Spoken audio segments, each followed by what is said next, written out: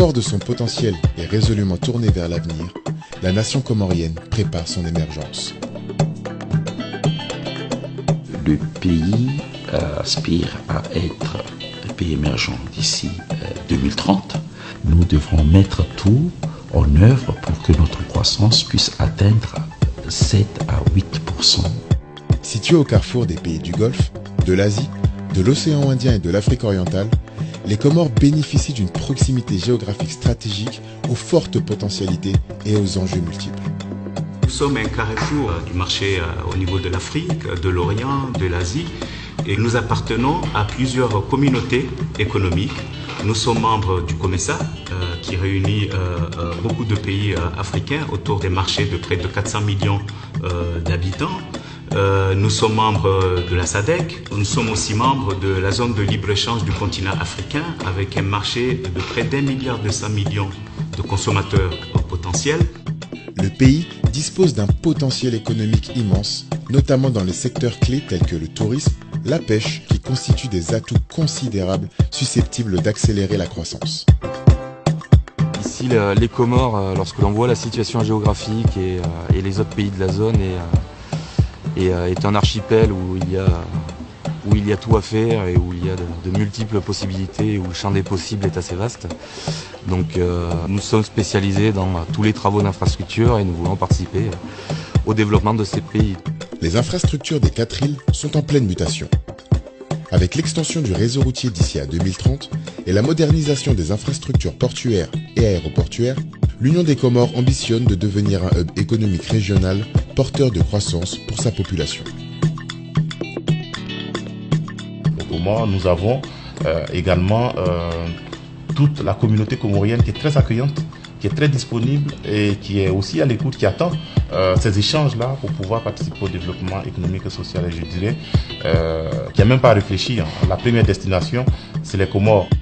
Les Comores offrent un environnement dynamique et favorable aux entreprises au sein duquel elles prospèrent grâce à un cadre juridique et fiscal incitatif.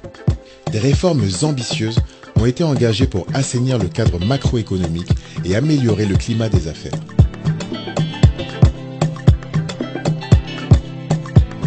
L'Union des Comores dispose d'une immense richesse naturelle encore sous-exploitée, avec la 2e réserve marine au monde, dotée de la plus grande diversité d'espèces animales.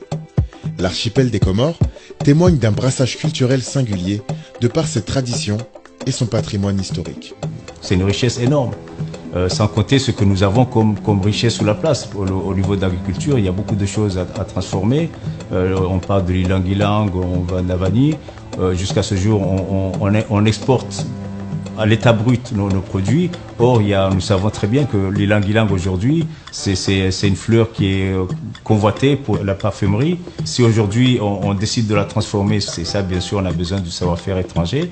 C'est un potentiel énorme. Il y a des entreprises étrangères qui se sont installées ici. Je pense à l'Exim Bank, je pense à la banque La BIC, filiale de BNP Paribas, Bolloré au niveau des ports, Telma Money au niveau des télécoms, Eiffage et j'en passe encore des entreprises chinoises. Nous pensons qu'il y a énormément d'opportunités et nous pensons qu'avec la clarification de la stratégie, ça offrira davantage d'opportunités, de stabilité pour faire du business.